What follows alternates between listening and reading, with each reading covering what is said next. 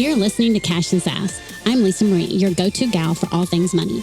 As the Sassy Wealth Queen and the brains behind the Sassy Wealth Coach, I'm here to take you on a thrilling ride from the financial chaos to sassy and sexy money. Welcome back, my sassy friend, to another episode of Cash and Sass. My name is Lisa Marie. I am the host of this podcast and the powerhouse behind Transcendent Wealth Company. And today I have Matt Gerlach. I said that right? You did. He is the founder and CEO of Rise to Your Worth and is a visionary leader dedicated to helping high-achieving executives and entrepreneurs unlock their true potential through healing, fulfillment, and self-discovery. Drawing from his own journey of overcoming trauma and adversity to scaling his business to $1 million a year, Matt guides clients in breaking free from their limiting beliefs and achieving emotional alignment, which he believes is the foundation of true success.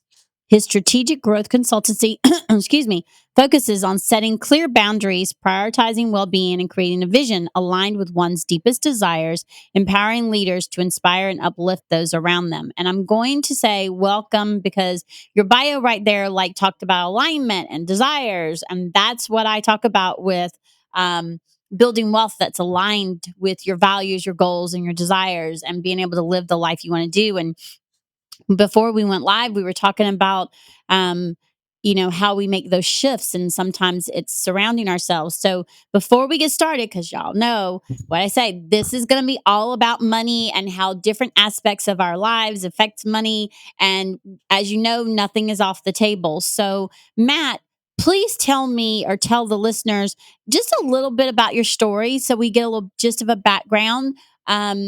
Of what your money story is, because before we went live, you were telling you grew up in a little bit of lack. I was too, but I'd like to have just a little bit of your story because again, everybody's is different, and I want people to realize that sometimes that lack can be, like you talked about, masked, and you don't see it at first. Sure. Thanks for having me. So growing up, I always had desires for more. I wanted more. A lot of it was because I had literally zero friends at school for almost my entire adolescence.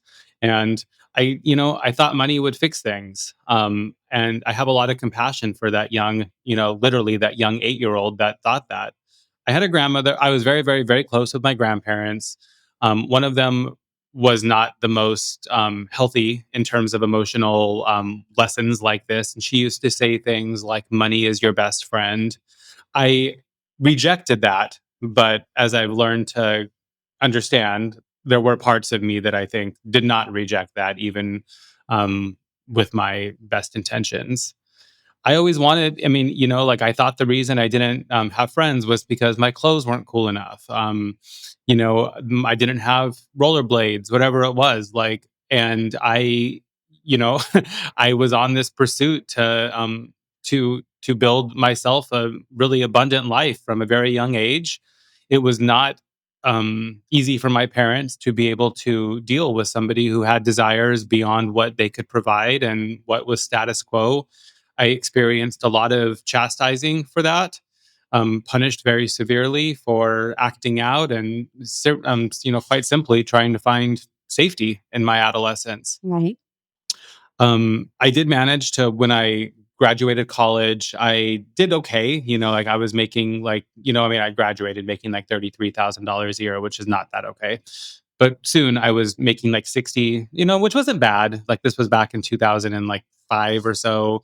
And I'd always hard work always earned me more money. And I moved to New York, and then in my mid 30s, I was making about $250,000, which was good, really good, but New York's expensive. And sadly, that's not as much as it was, 20 years ago.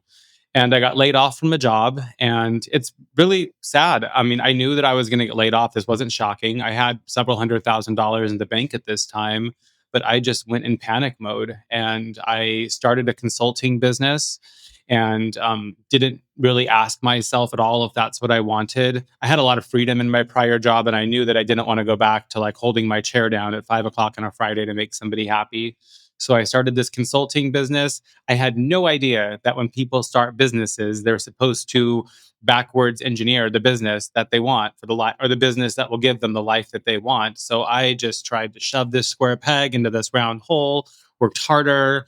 I didn't, no one really ever told me growing up that I was enough, that I was good, that I did, like that I was excellence driven. My excellence driven was actually admonished because it was making other people so uncomfortable. So I took on these clients. It was in the consumer product space, helping them with their revenue and marketing objectives and growth. And I had like 6 clients. I was charging about 4,000 a month for them, like literally coming in doing a full time job for 6 different people at one time. And I was absolutely crumbling, absolutely like anxiety, depression. I was suicidal. I had no idea that emotional health even mattered at this point. So I was going to doctor after doctor after doctor, assumingly like I had cancer or a brain tumor or something was wrong with me. Ended up in the hospital twice, thinking I was having a heart attack. Come to realize they were just plain old panic attacks from too much stress, and eventually ended up on a healing journey. Like I just couldn't do any other. I just kept pursuing, and finally, after Mhm. exhausting all of the medical doctors, I someone finally said to me, like, "You absolutely have anxiety, and this is what's going on, and you need to deal with it." I became a yoga teacher, started talking about my feelings there, tons of therapy, couples therapy, coaching, and realized that it was a traumatic childhood that was holding me back. I never addressed the fact that I grew up thinking I was a worthless piece of crap. And so therefore you had the if you didn't make any money, you weren't working hard enough. So you had to work harder. Yep. And you had to keep working harder so that you still deserved that money you got. I get that. And one of the things that we talk about and I think we really want to discuss is how we move past that. And one of the things that you put in the questionnaire and I wrote it down was how we need to have exposure to affluence. And I even asked you what that means. And I want us to put it in layman terms for my listeners. And I agree with you, which is why I want to ask this, because I believe, and people say it all the time, you are, what is it? You are the top 5 people you hang around with. Mhm. So who are you hanging around with the most? Right? Are they people who are always in the lack or always negative, or are they positive and living in abundance? And sometimes those people are going to change, but you always want to look and see who those top 5 people are that you're constantly around, Yeah. whether that's online or physical, right? You want to make sure you pay attention to it. So going into that, how how do you think that affluence affects? And I want you to explain it because I agree with you. Because I didn't know what was possible either until I started the business and I started seeing what was possible. Thank you for the question. And I kind of coined the term exposure to affluence. It's really just exposure to people who have things, who, to expand your mind, being around people who have the lives that you want. You don't know what's possible. I can't tell you how many people I've met that are just like, I make $100,000 a year. This is all that's possible for me. Like, I can't handle the stress of this. I can't, or the stress of doing something bigger. I'm not good enough. And then, like, when I was living in New York, I started to see, I mean, this was back in 2010, where I met people that were making $500,000, like business people like me, people that don't have advanced degrees, and started seeing like, oh my gosh, there's people that are making $500,000 with a 4-year degree that are great sales, strategic, great salespeople. And I started to see that that was possible for me. One of the biggest, most impactful mentors that's coming up for me right now was a woman who I worked with. I mean, a woman who owned the company that I worked for when I moved to New York. Um, I remember a conversation I had with her, and she started. It was in the baby product industry. She started this massive company that she never dreamt that it would become what it did. I think, but I remember talking to her, being like, "I have no ideas," and she said to me, "They'll come." And it's been a very arduous journey of like living in that discomfort to really like get to a place where the idea finally comes. And I think so many people, they can't endure that process of what it takes to become Mhm. what we are wanting to be. And it's not scary. And this is what I mean, like the exposure to affluence. Like, it's not about just like seeing, oh, he has a lot of money, I want to do that. It's being exposed to people, engaging in conversations, realizing what they've gone through, realizing how they've persevered through it. Like recently, I made this big shift. I left my $1 million a year consulting business, and that was what I was taking home. I didn't quite share much about that, but on this journey, I got coaching and I learned how to advocate for myself, how to set boundaries, how to align my skills with those who are willing to pay for it. Hmm. And eventually I got this to where I was working 15, 20 hours a week max. And it took a while to get there. And that's why I'm so passionate about helping others, because I help my clients shave down that time quite substantially for a very reasonable amount of money. But, like when we are around people that show us that's possible, like we see for ourselves. And so I left my consulting business behind because it was no longer fulfilling me. I was around people that I saw leave big paychecks behind because it wasn't serving them anymore. And on this journey of building my coaching business, it's been like crazy. Like I can't believe today, like even just who I've become in just trusting that things are going to work out. So it's not about just the money, it's about everything. Being exposed to Right. people who have the emotional capacity to be able to do big things in the world. But if we're Well, around and our also, oh, right. And also, like you said, seeing, having conversations, and you're seeing what they went through, and you're getting to know them. And they're like, oh, wait a minute. Because a lot of times we'll see someone who's making multi millions and we're like, and then when you talk to them, you find out, guess what? That journey wasn't just as straightforward as you think it was. That they're human. They have shit shows that show up and happen. And when you surround yourself with those people, what my coach says is you're putting yourself around the ones that you want to be like. So who you want to, as you say, affluence too, but be more like. So be around them so you can learn from them what they've done, how they did it. And then also it shows your subconscious and your internal what's actually possible. Um, because, I've met plenty of people who were on food stamps like me, or grew up homeless or whatever. And I didn't know it when I met them, and then sitting talking with them, and now they're making high six figures, going into making seven figures. And you're like, oh, okay, well, if they can do it, then so can I, mm, right? Because it shows you what's possible. And I just think that's really, really important. What are some of the things that when you affluence yourself with them, and you're seeing emotionally and money and just all in all, like you're seeing that they're aligned. How does that change how you move from one that lack to abundance? well, what first came up when you asked that question right now, it is trust.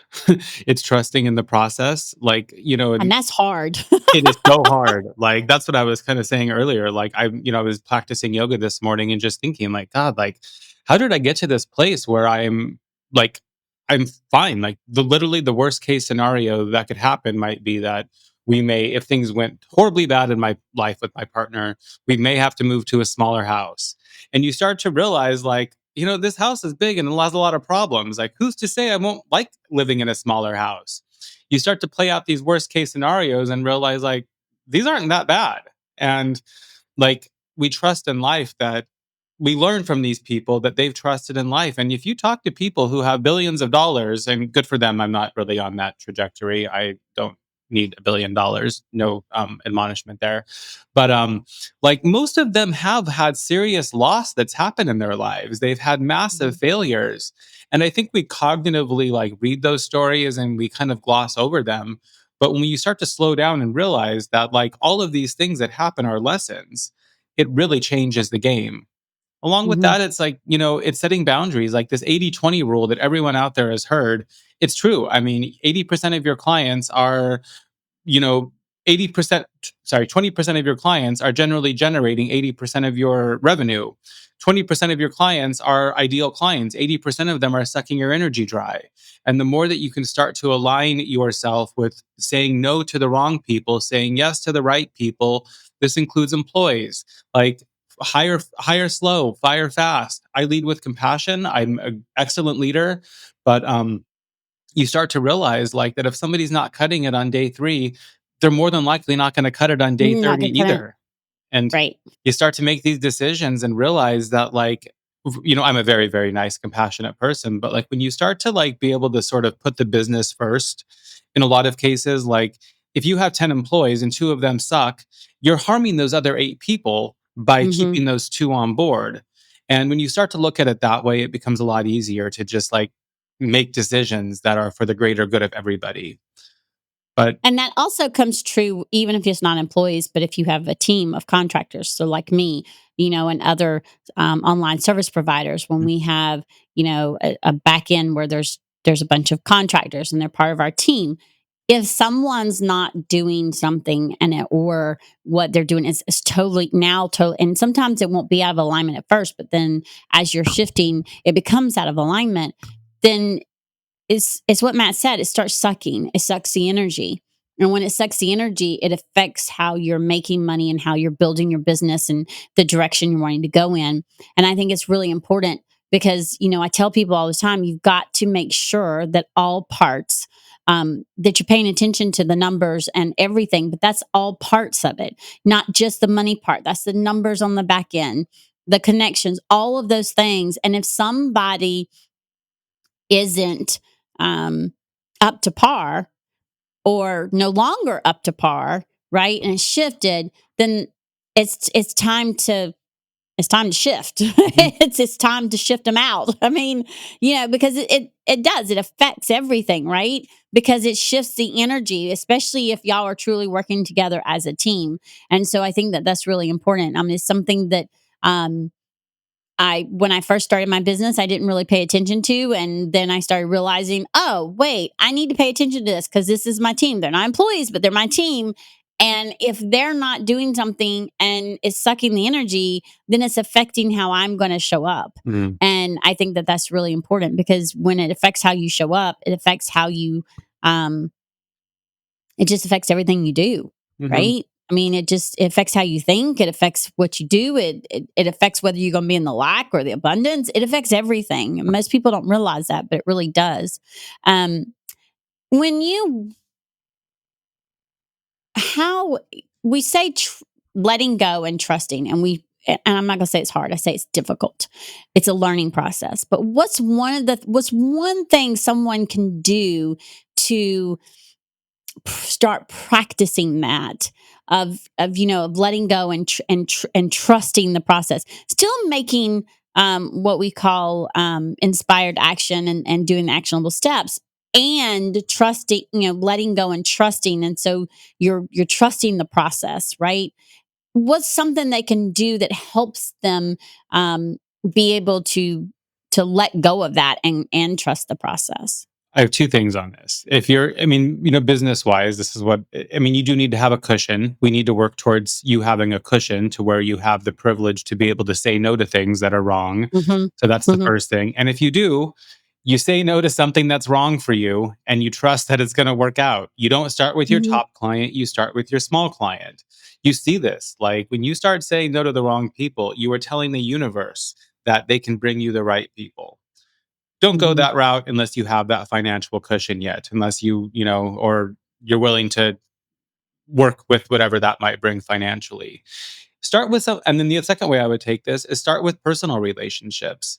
Like if someone's draining your energy, tell them no, that you don't want to hang out with them, cut them out of your life, and see the next week, the next 2 weeks, see who comes in your life that is more aligned. I'm not going to proclaim this is easy. This is like next level thing to like start trusting this. But once you can start like testing it out, you start seeing that the universe wants you to be happy. I said this a little while ago and it really resonated. I think about it all the time, but like God does not want us to be miserable. And, you know, it is an exercise, but the more that we can start building that muscle to be able to withstand those short term gains for longer term wins, we see that the universe can be trusted. Yeah, It's yeah, a very tall much order. so. I trust. I mean, I promise you, it's a tall order, but no better time than today to get started on it. Yeah, and one of the things I'll say is too is also one of the things I do is I will have my future self write my current self a letter Hmm. and think from the future self, and then it also shows you, oh, okay, taking the inspired action, you're seeing because you're now believing what's possible, right? And it could be a 6 months from then, right? It doesn't have to be a future self 10 years from now. You could do it for 10 years from now, but you could also do it short term. I do short term. I do 6 months to a year. That's where my brain goes. I don't want to go 10 years out because it's harder for me to, or more difficult for me to see that far. Um, and going out a year though helps me be able to stay focused and lean in and trust. Hmm. And are there days that I have to remind myself, let go, lean in, trust, let go, lean in, trust? Yes, absolutely. Because I will say it like that repeatedly to remind my body, right, and my nervous system that it's going to be okay, Hmm. and that we've taken the steps, we're doing the things, keep doing the things, and it's going to work out exactly how it's supposed to be. And 9 out of 10 times it's going to be better than what we're thinking. Hmm. Because again, the universe and God do not want us to be miserable. They don't. Um, what are some of the other things that you've done um, to help yourself with that trust, and also keeping yourself in the abundance mindset instead of in that lack? It's a practice, I mean, I am a yoga teacher, and early on my anxiety and depression journey, I found yoga. I didn't know what it was doing, but I knew it felt good to go. So I started that. And we learn in yoga to use the word practice, that we're never going to be perfect. And it's Hmm. interesting, like when I work with clients, I have one client in particular that I can tell when she's like doing her practice, when she's doing yoga or reading in the morning, she is so much more regulated than when she's not. And so I have a practice just like all of the greats. In the morning, I wake up. I go to bed early at about 8:15 normally. Wake up around 4:15. I meditate. I journal. I read. I do writing. I go work out, exercise, yoga, something. If I'm not feeling like that, then I go for a walk. I look at, like I look at all of this not as chores, but as things that are helping me. That I mean, the rewards by giving myself this space in the morning to process and wake up and to just take care of myself. I journal a lot. Like it's I love journaling. I would say that it's the most beneficial thing in the world, and it's like cheap because you don't have to pay anything for it. It's accessible. You can write one line, you can write 10 lines, you could write 10 pages, you can type it. If you hate journaling, you can speak to yourself in the bathroom mirror. Like, do something to sort through these thoughts and get them out of your head. And I tell my clients this so often. I mean, I'm journaling like about financial stuff. Like if I'm thinking about money, like rather than just sit there and be this anxious person about it, I'm actually writing it down. Like, okay, I need to make, $50,000 for this. Like, how is that going to happen? Is this doable? Yeah. It's sorting through problems. But we need to find ways to get out of our head. I heard the best explanation about anxiety recently. This gentleman wrote this really helpful essay about it, and I'm going to paraphrase it. But it's like when we're anxious, we are like hovering over a problem. We're not allowing that problem to breathe. So Hmm. when we have a problem, and again, these are tall orders, but we need to practice and do what we can do to let that problem breathe. When we're hovering over it, we're not helping. I mean, we're literally not help. We're making it worse. We're not allowing ourselves to sit in that discomfort and allow ourselves to process. Oh, like my client said no. Rather than being anxious about that, it's actually like, what could I have done better? How can I become more creative? But all of these things are processes. I love reading. I love becoming educated. And I think we were talking about this a little bit earlier about we are the sum of who we hang out with. I've noticed I've really cranked up over the past several months what I'm letting into my life. And it was earlier this week I started listening to a podcast that was just a little bit too negative for me, and I could actually feel being in my body to feel like how that scarcity was not helping me, and I turned it off. And I am in a period right now where I am being a lot more careful about what I indulge because I don't need that in my life right now. I'm in a place where I'm full of hope, trust, abundance, and it's working quite well. Yeah. And I love the fact that you said, find something, because like you get up at 4:15, more power to you. Lisa Marie does not. Okay. During the school year, Lisa Marie is up at 5:30. because she has a child that goes to school. She is now done with middle school. Yay! So I don't have to get up. I will get up at 5:30 once school starts back. Technically, I won't have to, but I will because that helps my day because I have a child that's starting high school and there'll be different parts in there. What I do is I get up now the school's out by 6:15.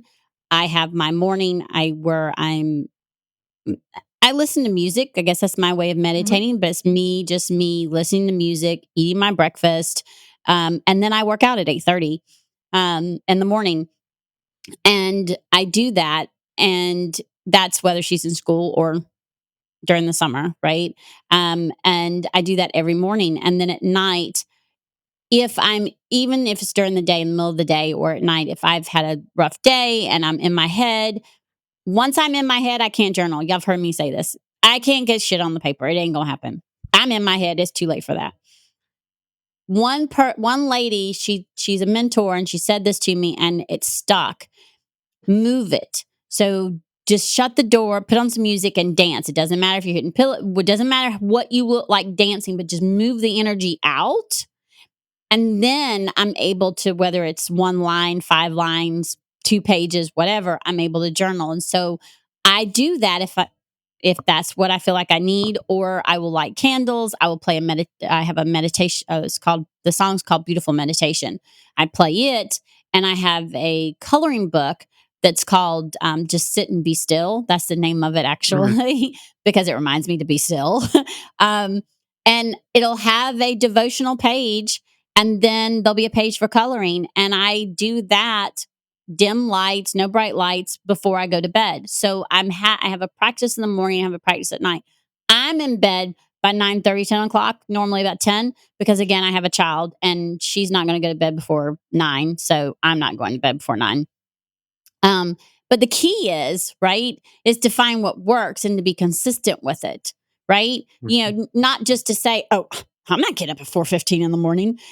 I used to be one of those ones. I'm not getting, but I still wouldn't have something consistent that I was doing to work on me and to keep me regulated, my nervous system regulated, and keep me in that abundance and trust. Mhm.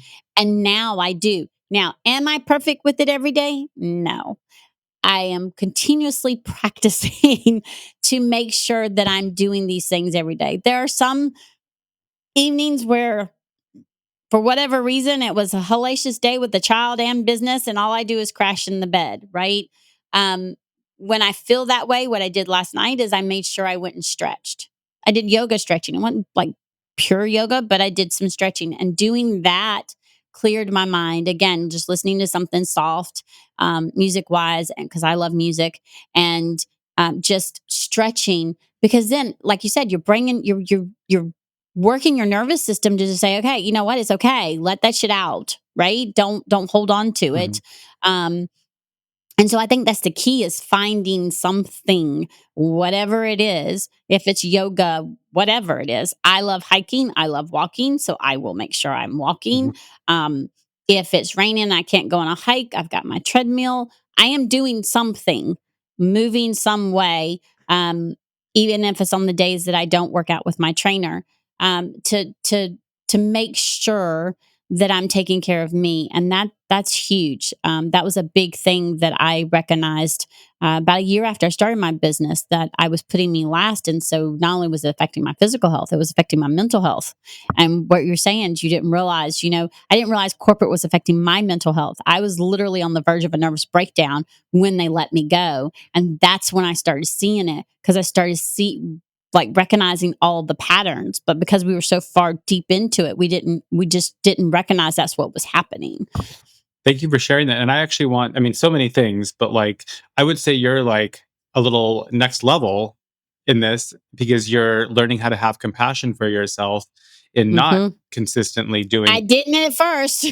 I mean, I'm at a place right now where Do I not beat yourself no, up. like I'm at a place right now where like kind of hearing you say this, it's making me reflect. And it's like I did a lot of those things and I needed to listen to myself sometimes and like maybe not journal today and go for a walk. Like this is a practice of getting ourselves out of our crazy mind, which we all have, and getting ourselves Exactly. into our bodies and listening to it. And I want to point out Nope. what you just said. You got laid off from a job and look what happened. Your mind, Hmm. your nervous system was shot. Like this is when we trust life. Like life, could you imagine what your life would be like if you were still there right now? I've thought about it and I know what it would be like. I would have been admitted somewhere. I would have had a Mhm. nervous breakdown because I was having migraines nonstop. I was having tension headaches. When I tell my story, when I tell people that when I was working there, I had so much tension that I could not turn my neck all the way around like this. I would have to hold it to go like that. And I Mhm. could only go that far. Within 6 weeks, I was able to start turning my neck. My neck, the tension in my shoulders and my neck weren't as bad. Um, and within 6 months, no migraines. W- And I lived off of Excedrin tension headache and Imitrex. Okay. Let me just tell you the amount of Excedrin tension, I took the max dosage every day, the amount of pills I put in my body. Mhm. I am blessed to be as healthy as I as healthy as I am. And I'm healthier now at the age of 51. Um, than I've ever been in my entire life. And that's because life happened and the God and universe said, you need out. You're not going to go on your own because you have two kids to take care of. So we're just going to make it happen. And this And is every time the universe seems to make it happen, I go, oh shit, what am I going to do? And then and this is it works often what out. I'll no, and that's so beautiful. And this is often what I will do with the client when I'm starting with them or in the beginning stages of talking with someone. It's like, let's really identify this worst case scenario that you're so afraid of. Most people's worst case scenario is the life they're living already that they're looking to change. Like Right. what you leave this, I mean, so many of us don't even realize that like making half as much money doing something we love is totally possible. Like if you came to me and said, I want to make $10 million in 2 years, I don't care how much I sleep, how much I hurt other people or whatever, that's not the kind of person that I work with. I work with, and that's fine if that's what you want to do. When I was younger, I mean, that's a little different. I didn't want to hurt people, but I work with the person that comes to me often and says, I'm, 45 years old, or I'm 40 years old, or 50 years old, and I just can't do what I used to do when I was 30, and I'm not sure what's wrong with me. And then we realize that they have this $8 million business sometimes that, like, really what they're looking for is to downsize this to make it into a $2 million business they love. Or Hmm. oftentimes it's helping them keep that 8 million, grow that $8 million business into a $10 million business, but it's helping them hold their team in a different level of accountability.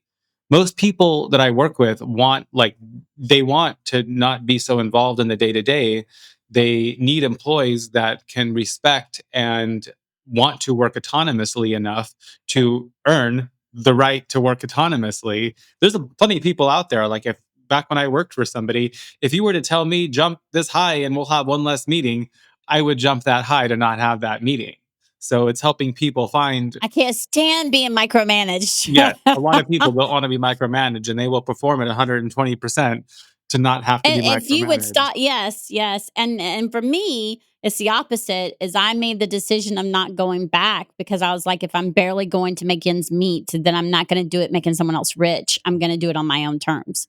And so that's telling you at first, I didn't see what was possible. I've always barely made ends meet. I worked corporate, I worked long hours, and I barely was able to put food on the table. I have been on food stamps. I know what it's like to not decry in the closet and wonder how you're going to feed your kids, right? Um, and when I made that decision, I was like, you know what? If this is what it is, okay, but I'm going to do it on my terms. I'm going to do it where I'm going to be in my kid's life Mhm. and not making someone else wealthy and rich. And so when I did that, that was the goal. That was the whole why was my two girls and to be around them. And from there it shifted because then I started seeing what was possible because I started putting myself around those people. And at first it was online because I didn't know anyone and I was starting to, I hadn't done the events and now I start doing the events. And so now I'm putting myself around more and more people because I went from food stamps to six figures in 3 years. And now I'm 8 years in. And even in the most difficult year of the business, I still wouldn't go back to corporate. Mhm. So I'm like, okay, I want to up level. So what do I need to do? My coach reminds me, start putting yourself around those higher people that are doing the things that you want to do, that have achieved what you want to achieve, just like what Matt said. And so that's what I've started doing. And what else do you want to do? I want to make a difference. I want people to start talking about money. Hence why Cash and Sass was started February of last year, because I was done with all the things of, shh, don't talk about mental health. Shh, don't talk about money. Oh, for the love of God, where has that gotten us? Nowhere. So this is what we're gonna do. And I love how you talk about that we've got to be able to trust, and we've got to be able to see what's possible. And when we do, we're able to just strip so much time away, and actually having a coach be able to help you strip even more time away to achieve it faster than they did, Mhm. because they've learned what not to do, Mhm. right? It's just like working with a fractional CFO or a wealth mentor like me.